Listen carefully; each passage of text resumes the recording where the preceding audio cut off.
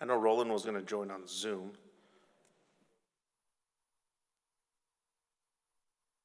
Do you know if Sabrina or? No, okay. And Aaron either? Okay. All right. Well then, it is, sorry. It's 4:02 p.m. I'd like to call this meeting of the Edinburgh Economic Development Corporation to order. Blanca, if you can take us through roll call, please. Yes. Hiren Govin, President. Present. Roland Gomez, Vice President. Veronica Gonzalez, Secretary. Present. Aaron Ronnie Rivera, Treasurer. Daniel Dan Diaz, Council Member. Present. Sabrina Walker Hernandez, Director. And Raul Resendez, Director. Present. And we have quorum. Excellent. Roland, are you on Zoom? Yes. Yes, he's on Zoom. Oh, he is on Zoom, okay. And we're okay with him voting on Zoom, correct? That's correct. As long as we have an in-person quorum, we're good. Excellent. All right. Appreciate it. All right. If you don't mind certifying public notice, Blanca? Yes, the notice was posted according to the Open Meetings Act on March 25th, 2022 at 8:25 a.m. All right. Moving on to item number 3. If there's any items on the agenda that any of our board members like to disclose any conflicts of interest, I'd appreciate if they would do it at this time.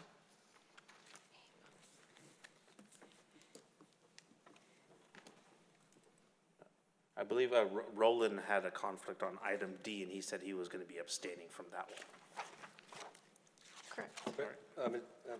If it will, Mr. President, can we have the counselor just give the definition, please, of the conflict of interest? Sure, thanks. So under state law, conflict of interest exists if a member or a member of that person's family has a qualifying financial interest in an agenda item. If there is a conflict of interest, the member cannot participate in the discussion or vote on the agenda item. Thank you.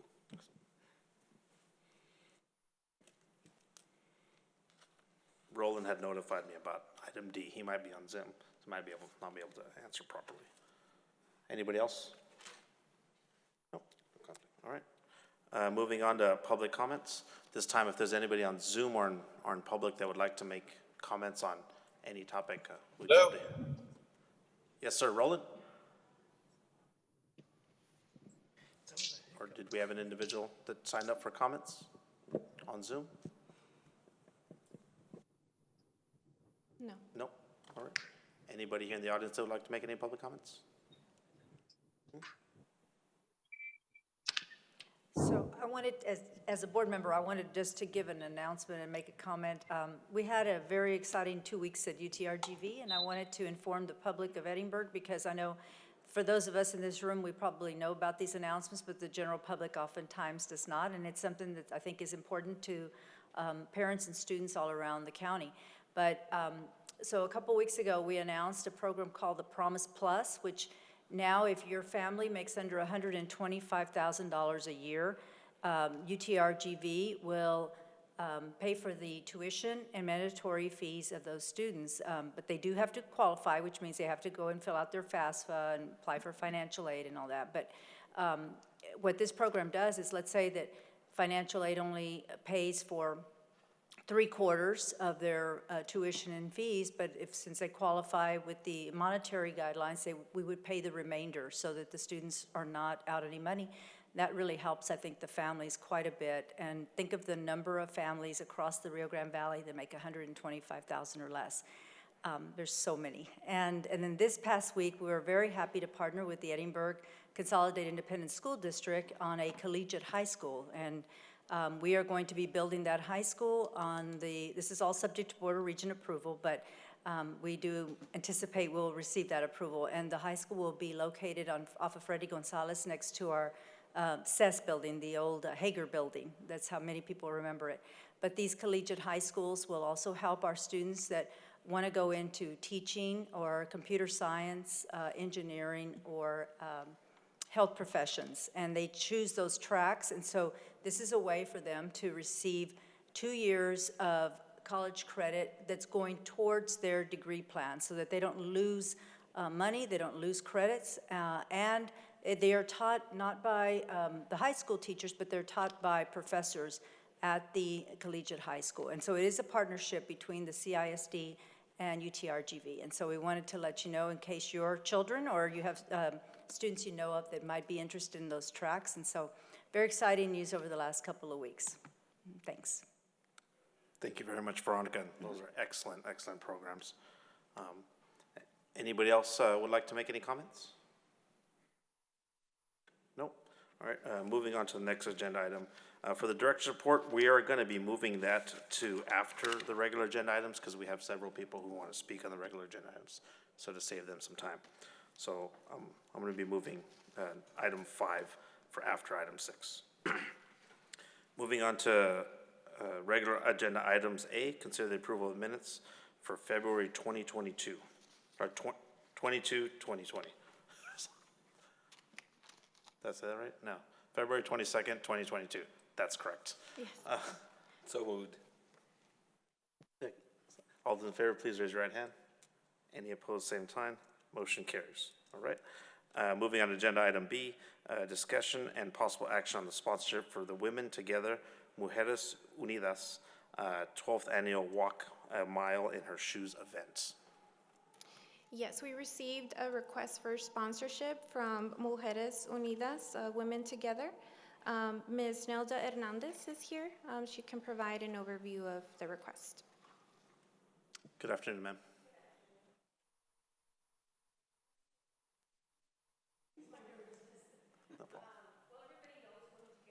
Unidas. We've been around for over 40 years. And we've been doing this walk in Edinburgh for about 10 years. And I have never approached the city or the economic development for monies until I found out, hey, they give money. But Mujeres Unidas as a nonprofit, we get certain amount of monies from government entities. And as you all may know, it's never enough. So we always utilize the fundraising money to make ends meet. I want to just tell you real briefly about a program that not too many people are familiar with that doesn't get any funding at all, and this is our transitional housing program. This program was developed to assist women that have left the abuse but now need a support system to get them to become independent and self-sufficient. This program has been around since about 2002. The initial funding to develop the program, we got seed money and we got federal funding, but there came a time where there was no funding at all. This is a beautiful 15-unit apartment complex. We can provide services for 15 families, but we're seeing the wear and tear of these apartments. So some of the fundraising will go to this program and some of it will go to our emergency shelter, again, to make ends meet. HHS funding does not give for everything. And so if we need an emergency expense, this is where we can dip into the fundraising money. We did not hold a walk in 2020, of course, because of the pandemic. Everybody probably had to cancel all their events. We had a virtual one last year, which raised about half of what we normally raise. So this year I just kind of researched a little bit. I'm kind of hitting a lot of the Edinburgh PD, Crime Stoppers, the city, and the Economic Development Council, hoping that you would be able to support our event, and whatever amount you may choose to provide to us is greatly, greatly appreciated. Our services are in Hidalgo County, so they provide services for anybody in Hidalgo County.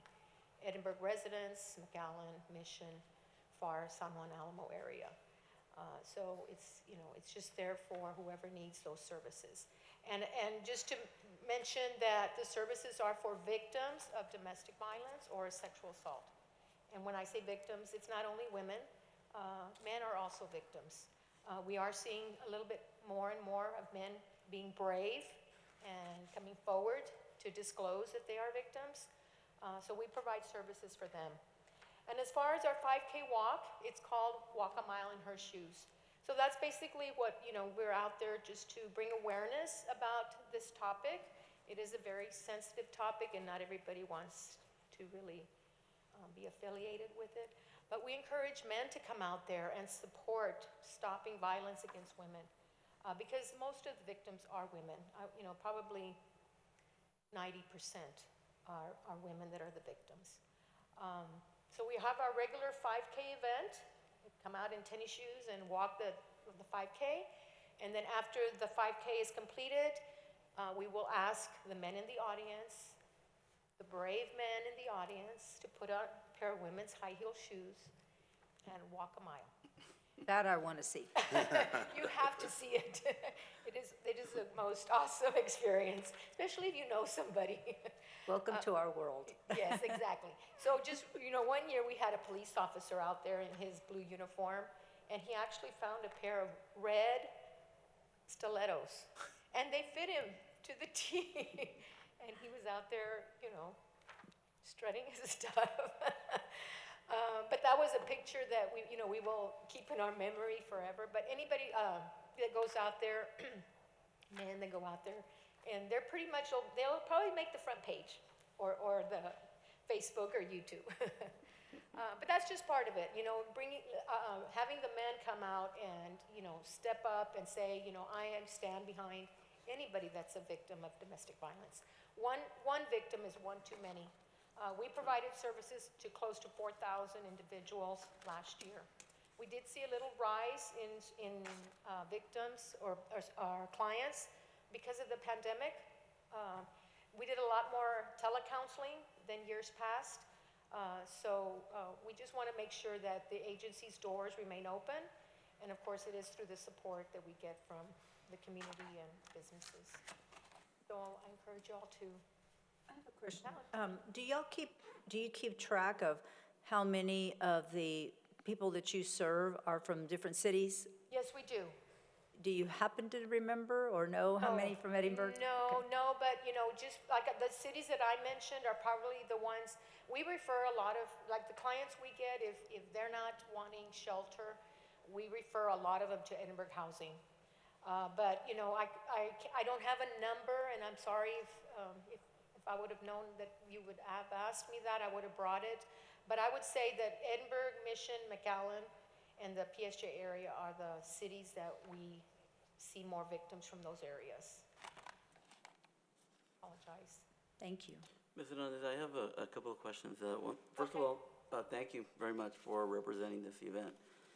I know that it's a very good event, and it benefits a lot of women and some men, some occasions. My question is, or one of the questions is, do y'all keep a full-time counselors there? Yes. With you all? Well, what we provide is what we call trauma-informed counseling. So we focus on the issues of domestic violence or sexual assault. So most of our staff are master social work. Okay. And we have one staff that's in the rehabilitative counseling program. But as per se, licensed professional counselor, no. No? Okay. No. It's more, we have more social workers. Okay. That's the only question. Thank you. I do want to say just a couple things. I want to thank you for what you guys do for the community. On the EMS side of things, I've known of the existence of Mujeres Unidas many, many years, picked up many patients there, dropped off many patients there. Okay. On the ER side of things, I'll tell you, sometimes there's no recourse for some of these victims, and there's just a few entities, a few organizations that are always there for certain demographics, and this is one that normally there's nowhere to go, and they accept these people with open arms, and it's a great organization.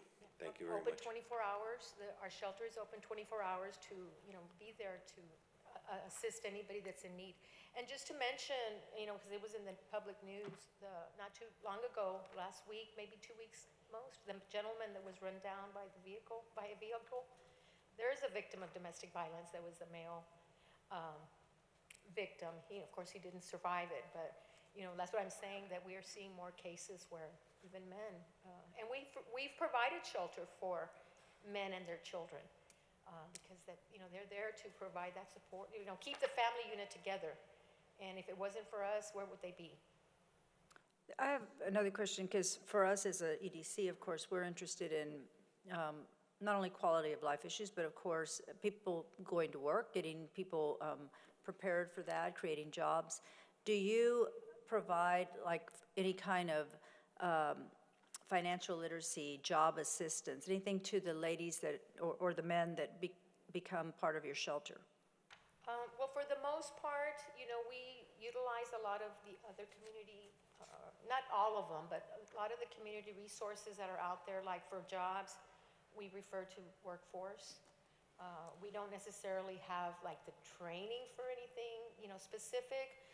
We do provide GED classes and we provide ESL classes. But as far as, like if they're looking for a job, we can post, announcements we have companies that send us their postings all the time, but we don't provide ourselves the training that they would need. So we refer to workforce. Okay, thank you. You're welcome. Thank you very much. I'm in the hotel business, and we've worked with y'all in the past with some of our guests. Yeah.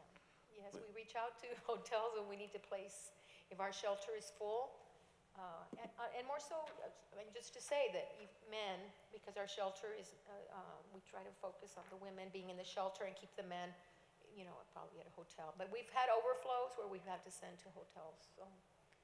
Because we're only a 10-bedroom facility, so that's not very much. 10 bedrooms can fill up quick. Indeed. Okay.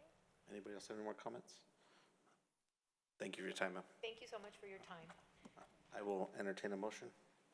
Just a question for our staff. So we have a budget for sponsorships, and we have, we have 9,700 left in the budget, and we do have commitments or recurring commitments that are beyond that. Is that right? Yes, so I'm presenting a budget amendment, mid-year budget amendment in the next month, and that will be incorporated onto that budget.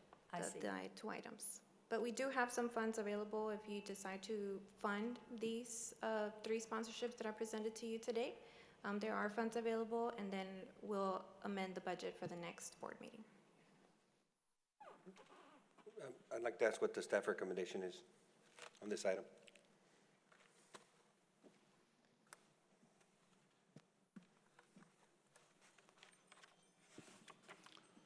We're not offering a recommendation, it's at the board's discretion. Do we have a dollar amount in mind or an ask? There are no sponsorship levels, from what I gathered. There, Or I think there are. in this Is last there? page over Okay. here, walk in her shoes. I see, okay. Right. Yeah.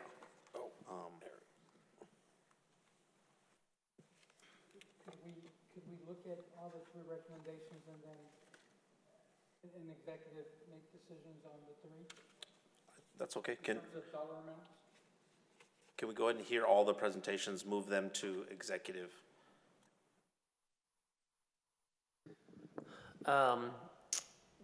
So executive session requires that it fall within a specific topic in order for it to be brought into a closed session. Generally, for purposes of this board, that includes attorney consultations or discussions of economic negotiations. I don't know if these specifically would fall within that, but if you do want to take it into executive session, we can get into a little bit more of the details of what it is you're requesting. If it does fall within an exception, we can discuss it. If not, we'll have to stop discussion and come back in the open. Well, I'd like to make a motion on a sponsorship for $1,000, being that we're in the first quarter of the year and we're almost, through our budget. And so I think if we just, I'd like to make a motion to do the mile marker sponsor for $1,000. I'll second. Got a first and second. Any discussion? No. All in favor, please raise your hand.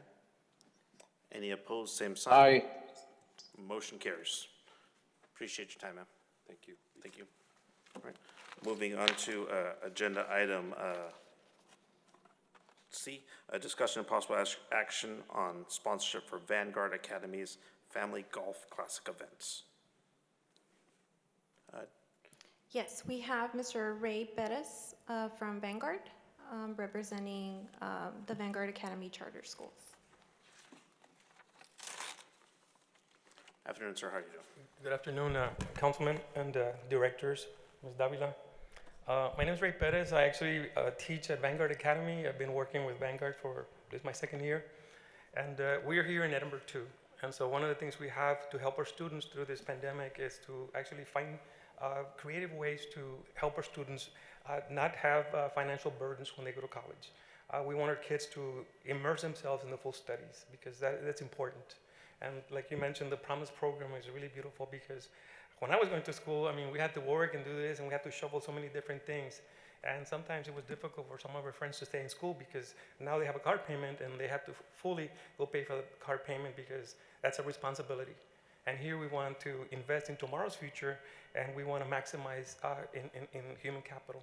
That's why we are doing these particular scholarships, so that our kids can actually see that the community cares. And one day when they become successful, guess what they do? They come back and give back to the community to help them. We have titled it the Vanguard Family Golf Classic because it is a family, it is a beautiful partnership. It is an invitation for all of you to be part of our family, to meet our administrators, our superintendent, our board members, the whole team that makes Vanguard. So that, you know, we have created our ambassadors that are going to be helping out and volunteering. And as also, it is an opportunity for, if you like to play golf, it's an opportunity to do something. And I was looking at one particular picture that I think for a reason it came into my pictures there. And this is what it says about golf.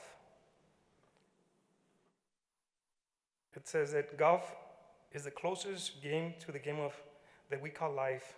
You get bad breaks from good shots. You get good shots from bad breaks, but you have to play where the ball lies. You can't move it. So sometimes in life, you know, there are things that happen and you want to move the ball, but you really can't move it. And so now, as a family, we're moving the ball for our kids to really succeed. That is what we have here. We have different levels, right? And I understand that sometimes there's different budgetary constraints. I mean, everybody wants to be part of the big game, but on my end, it's an investment in the children of Edinburgh. It is a return in the future that one day might be returned by the student who says, if somebody help me, I want to play it forward. And that's what we want to teach our kids, to participate and be part of a global world that is giving and caring. And so if you have any questions. I have one, but it's more for Brian. Brian, how are we going to move forward with, now we're under the city in terms of the department. And so if the city's going to get a request and we're going to get a request and fire gets a request, and how are we going to move forward with these requests? And, you know, are we going to get together from a city perspective and decide what sponsorships we're going to do? We could certainly do that just to make sure we're coordinating, but I imagine there are probably going to be exceptions. Sure. Where the city and the EDC both want to contribute. So yeah, we'd be happy to figure out a way to do that as long as we left room for exceptions. Sure. Because this is a great cause as well as the first one, and the third one's a great one as well. But we're going to run into this where requests are being made to the city, requests are being made to EDC, requests are being made to fire, requests are being made to PD, and so how do we get our best shot at it in terms of support and sponsorships at one time versus 5 different people giving that one? Yeah, I agree. I know at the university we get so many different sponsorship requests, and so we always go back to what is the return on the investment and what tie does it have to our purpose as a university.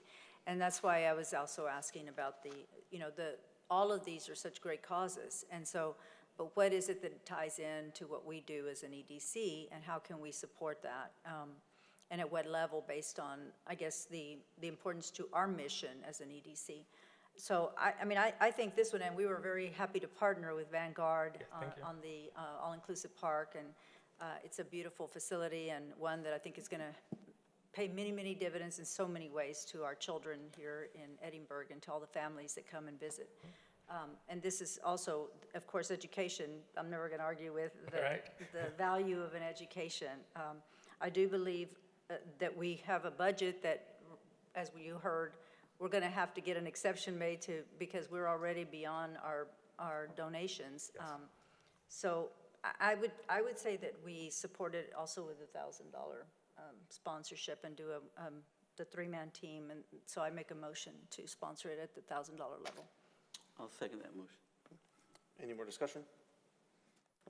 All those in favor, please raise your hand. Any opposed, same sign. Motion carries. Aye. Thank you very much, sir. Yes. On behalf of Vanguard, we'd like to invite you, if you want to be out there and you want to play. There's also a lot of generous sponsors who sometimes they pay, and we have one team that might not be filled, right? So we're in Edinburgh and we're doing it at Los Lagos. You're more than welcome to go. We'll create a three-man team. If not, just have breakfast with us, have lunch with us, and get to meet the staff of Vanguard and the administrators. And so when people ask about Vanguard, you say, you know what, I've met some other people. They're very nice people. And they always have your kids in mind and making Edinburgh bigger and better. Thank you, Ray. Thank you very much. Thank you for everything you do personally for education. We know you're on many, many committees and boards, and thank you for what you do. Thank you. Definitely, thank you. And with your analogy, my shots are bad and also unplayable. I will not be on the team. All right. Moving on to agenda item D, discussion and possible action of sponsorship for South Texas Agricultural Roundup, also known as STAR, 12th Annual Gala. Good afternoon, ma'am. Good afternoon. My name is Laura Guerra Ramirez, and I'm chair of the STAR. Mr. President, before we start, this is Roland. I would like to abstain from this item. Yes, sir. Thank you. Noted. Thank you. Like I said, my name is Laura Guerra Ramirez, and I'm the gala chair. The STAR, the South Texas Agriculture Roundup, started in Edinburgh in 2003. Our show used to be held at the Doolittle Park. About 4 years ago, we did outgrow the facility, and we did move to Mercedes. However, Edinburgh has been a tremendous sponsor since day one with our event. To this date, we've raised over $8.8 million. It all goes back to the hardworking 4-H and FFA members in Hidalgo County. We've awarded $575,000 to 488 students. All of this, we are a volunteer organization. All of our hard work, every dollar that we make goes straight back to our kids. In the past, Edinburgh has come in as a big sponsor. Here's our program from 2020. Our last gala was in 2020 at the FAR Event Center. We didn't have one in 2021. And this year we're taking our gala back to where it started, back at La Muñeca Ranch in Lynn, Texas. So we have a steak dinner, we have a live auction, silent auction, and like I said, all of our funds goes back to our 4-H and FFA kids. In the past, the Edinburgh EDC would give us $5,000. I understand you all have a different budget this year, but as we'll be more than happy to take any donation that you would like to send our way. Does anybody have any questions? It's a great program. I will say I'm very familiar with the event. It's helped a lot of people. It's a great cause. And thank you for bringing it back our way towards Edinburgh. I know it's Lynn, but we call you guys part of Edinburgh. You haven't annexed us yet, but I'm sure it's in your plans. Laura, is this a sponsorship that the city is also being approached with, or is it solely the EDC? In the past, because we had our event at Edinburgh, the city of Edinburgh had their table was comped and their sponsorship was comped, because we also had our scholarship banquet at the activity center before COVID. But the Edinburgh EDC, they would always provide funds for their sponsorship. Okay. So the ad that you saw in here for Edinburgh, that one was comped because they provided facilities for us, but the EDC was not, it was an actual donation. So the city was more in kind before. Yes, sir.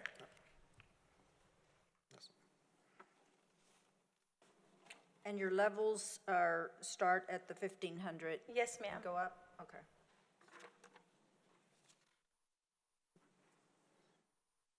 I will entertain a motion.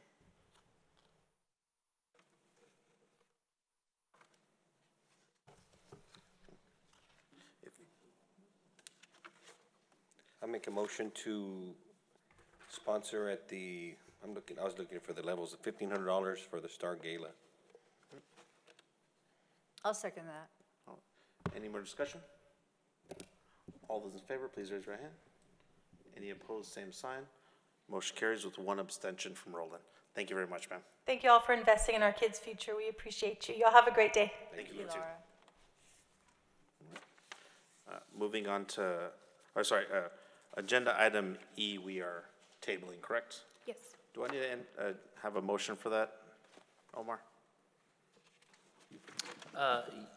The request is to table? Yes. Sure, that's fine. You don't have to make a motion for it, but you can do so. Okay, we're tabling agenda item E. All right. Moving on to F, discussion and possible action for board members attending the ICSC conference from May 22nd to May 24th. Yes, so we are beginning to plan for the ICSC Las Vegas conference that's going to be hosted in May 22nd to the 24th. And this item we brought to you back in December as well for the December conference. And this is for any board member that is interested in attending. We just need approval from the board. We did share in the cover sheet the estimated cost per person. It's around $2,000, a little over $2,000. That includes hotel, airfare, and the conference registration.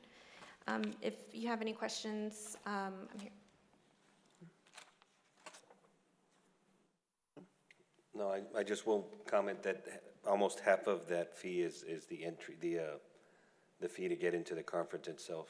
Yeah, and we're doing the 3-year membership for everybody who attends? So Yes. then it would be, basically we bit save money for the next few years, correct? For the next 3 years, correct.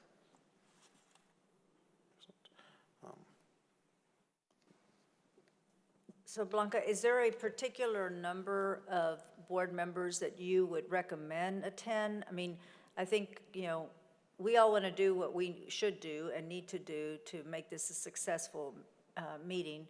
We don't want to go in excess if we don't need to, but I think, so that's why I thought I'd ask you whether or not you have any suggestions or meetings already in mind that particular board members can help with. Yes, it is going to be a larger conference. The December conference was a large one, but it's not as large as this one.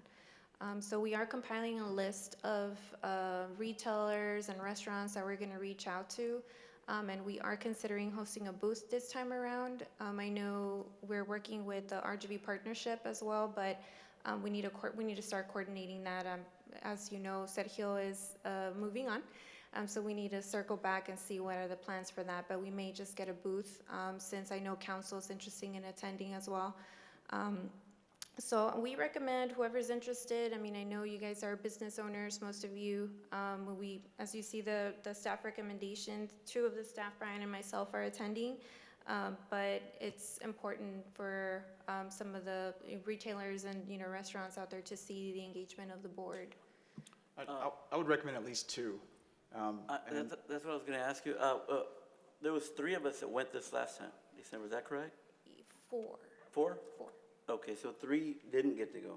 So I know Dan didn't. Yeah, well, I just want to add that the conferences, of course, with COVID and all, have been limited, right? And as we know, thanks to the big man upstairs, COVID's really at bay. So I think this is going to be one of the largest conventions in the past few years, and I do think we need people there to be able to hit all the different retailers. We all have different ideas, and hopefully we'll have a plan. We did discuss having a booth there, so we're going to have people manning the booth, and I'm sure we might end up doing a rotation there as well. But with the busy schedules, I just think whoever can go should be able to go. I agree. On the booth side of things, I know the last time we had Coldwell Banker, they had their booth, they had the meeting space. Maybe we can just kind of team up there and have us, fan out again towards meetings, even if it's not even at the actual conference space itself. We know people have lunches, dinners, etc., to help cultivate some more of those meetings. I'd rather us go to people than people come to us, for lack of a better term. I agree, yes.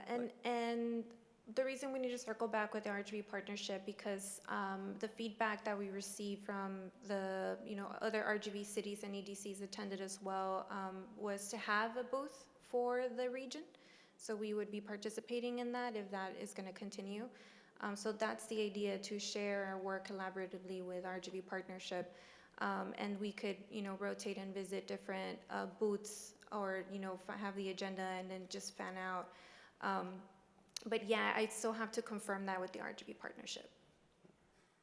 Yeah, and I will say, if we're gonna have a booth, I hope I don't know, are they providing TVs and stuff there? Because I'd like, some sort of a PowerPoint, showcasing the city, not just a sign. And I understand about the partnering with the regional, but like you said, I think the director of the, said he was moved on to another organization. And like the Dallas one, when you look on the website, it's good to see the cities that are involved. So I'd love to see Edinburgh EDC on the site as one of the vendors there. And I just think we hit all sides. Besides having people at a booth, also, like I said, go out and fan out and go after the people that we want to talk to. Do we know what the vendor fee is, Blanca? I'm sorry, what was the question? The vendor fee, what are they charging the vendors for a booth? So we're looking at a 300 square foot booth for maybe about $4,500. That's the total amount, though. We would split that if you're talking about if we do a regional. That would be for just the Edinburgh EDC. Oh, that would just be for us. That would be a standalone. Right. So not Yeah. in part, okay. Yeah, I'd have to follow up with the RGV Partnership, how they're going to handle that. I mean, regionally, it would be better to be together, I would think. But, I mean, if the board decides to go with a booth, like, we can also continue looking into that. If we were to do it together with them, what kind of space would we have? Or what kind of, would we have something that says Edinburgh, or how's that gonna work? Or like the last time? I would have to follow up Follow with up them with to them, see. I okay. mean, we experienced Coldwell Banker commercial RGV last time, and they had a table, right? So maybe a table, but they had a way bigger booth than just 300 square feet. But I could look into it. And they're representing several cities when they're there, Coldwell. That's correct, right? Correct. They had Okay. several meetings for different cities there as well, Right. including the city of Edinburgh.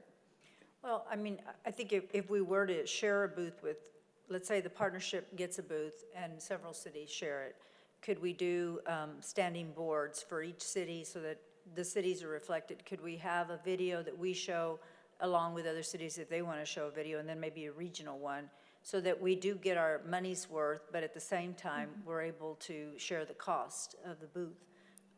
That might work okay for us, because frankly, this last time with Coldwell Banker, they didn't know it was Edinburgh necessarily. They knew they were going to a Coldwell Banker booth, right? Correct. But at least if you have one that is Rio Grande Valley, then it also shows the regionalism among the valley, and then each individual city can set up their meetings and hold them there if necessary.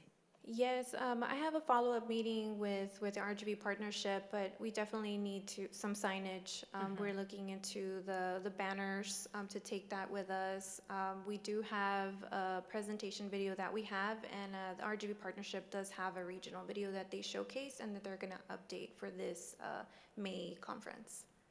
Brian, does the staff have any recommendation as to whether we should get our own booth or just do this in conjunction with the other people? So it can't hurt. I mean, my personal experience in viewing this is the time is best spent walking around and going to the vendor booths Right. of companies versus waiting for them to come to you. Okay. I mean, for those of you who attended the last one we went to, I'm not sure if you noticed, but most of the crowds are going to be at the vendor booths and not the city-specific. So I think it'd be a good idea to participate regionally, but I would say the time's better spent kind of out on the floor, making those connections. Okay. And on the regional one, if we do it together, I guess we need to ask how much space we'll get.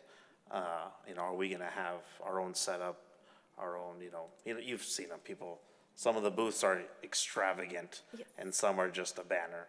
How much do we get of it? How much are they gonna allow us to put into it? You know what I mean? Well, the issue also is gonna come, the issue of time, meaning that they were telling us when they could meet with us. So what if another city has a meeting at that particular time with somebody else? So that might pose an issue, unless we block Edinburgh's gonna be all day or half day. Yeah, we could do that to meet at our booth, or we could do what we did last time. We could meet at their booth as well. When is the deadline that we need to decide on this?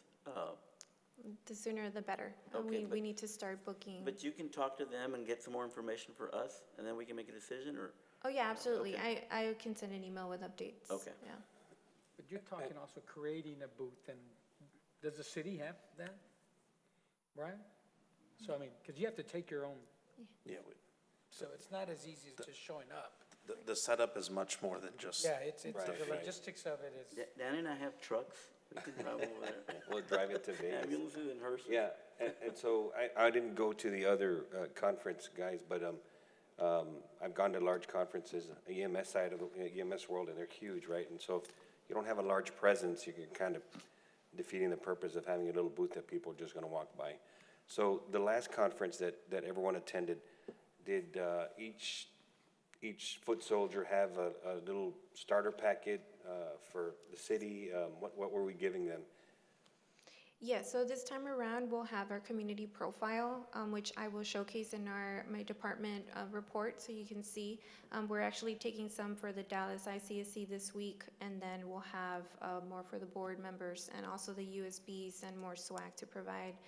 But the community profile has all the data points that are needed for you to discuss with the different types of vendors that will be Oh, present. great. So we provide a USB that's got information on the city? Correct. It was real quick access. We had the That's QR what I was codes. gonna suggest. I'm glad. Yeah, and so that being said, and knowing that it's gonna be a huge conference with the influx of people going to conferences, and Vegas just lifted the mask mandate, I just think that the money's better spent on materials for the people we wanna target. But I'll be anxious to see that, what we had in place. We had little business cards with QR codes so they could watch it in front of you. Great. And then we handed them the pen with the USB on top of it so they could take it away. Because, as you know, most people don't want to carry all that stuff. Yeah, And the exactly. pen, almost everybody keeps. Correct. Will Coldwell Banker be helping us with setting up some meetings before because they did a pretty nice job, at least from a initial meeting. It helped having those few meetings